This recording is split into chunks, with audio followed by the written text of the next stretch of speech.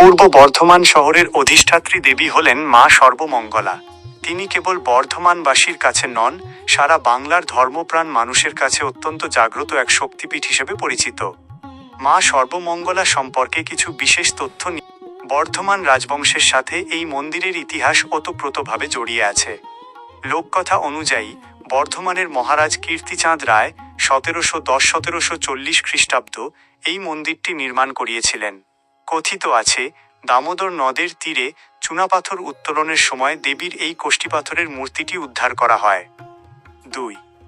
দেবীর রূপ ও মাহাত্ম্য। মূর্তি। মা সর্বমঙ্গলার মূর্তিটি কোষ্ঠীপাথরের তৈরি এবং এটি দেবী দুর্গার একটি বিশেষ রূপ। মা এখানে অষ্টাদশ ভুজা, 18টি হাত এবং মহিষমর্দিনী রূপে আসীন। দেবী এখানে সিংহের ওপর উপবিষ্ট। শক্তিপীঠ বিতর্ক। অনেকে এই স্থানকে সতীপীঠের অংশ বলে মনে করেন।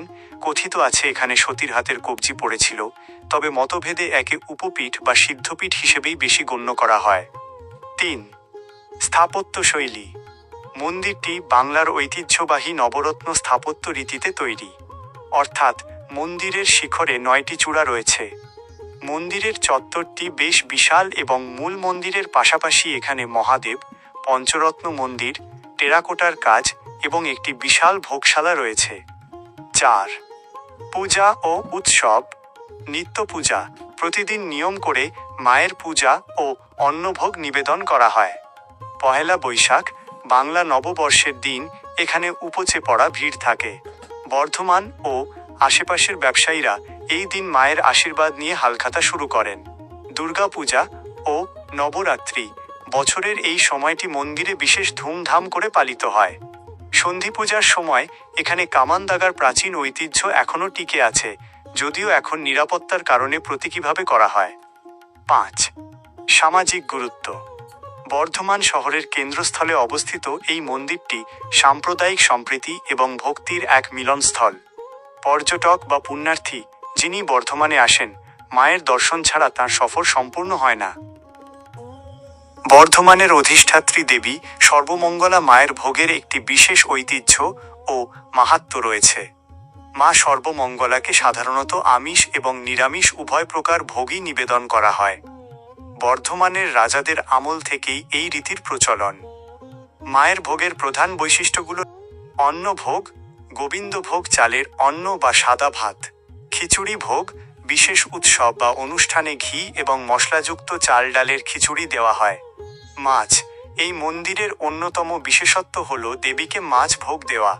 সাধারণত মাগুর মাছ বা অন্য কোনো জ্যান্ত মাছের ঝোল মাকে অর্পণ করা হয়। ভাজা ও তরকারি। বিভিন্ন রকমের ঋতুভিত্তিক আনাজের ভাজা এবং পাঁচমিশালি তরকারি বা লাবড়া। মিষ্টি ও পায়েস। গোবিন্দভোগ চাল ও ঘন দুধের পায়েস এবং বর্ধমানের বিখ্যাত সীতাভোগ ও মিহিদানা মায়ের ভোগে অবশ্যই থাকে। ভোগের সময়সূচি। মায়ের মন্দিরে সাধারণত দুপুরের ভোগ বা রাজভোগ এবং সন্ধ্যার আরতির পর শীতল ভোগ নিবেদন করা হয়। 1. মধ্যাহ্ন ভোগ, রাজভোগ। বেলা 12টা থেকে দুপুর 12:30টার মধ্যে অন্ন, ব্যঞ্জন, মাছ এবং মিষ্টি দিয়ে এই ভোগ দেওয়া হয়। 2. শীতল ভোগ। রাতে লুচি, সুজি বা মিষ্টি সহযোগে হালকা ভোগ দেওয়া হয়। বিশেষ দিনে ভোগ। বৈশাখী সংক্রান্তি। এই দিনে বিশেষ উৎসব হয় এবং ভোগের আয়োজনে জাঁকজমক বাড়ে। উৎসবের সময় দুর্গাপূজা বা কালী পূজার মতো তিথিগুলোতে পোলাও, পায়েস এবং নানা রকমের ফল দিয়ে বিশেষ নৈবেদ্য সাজানো হয়। আপনি যদি সশরীরে মন্দিরে গিয়ে ভোগ গ্রহণ করতে চান, তবে সাধারণত দুপুর 1টার পর থেকে কুপন বা নির্দিষ্ট ব্যবস্থার মাধ্যমে ভক্তদের মধ্যে প্রসাদ বিতরণ করা হয়।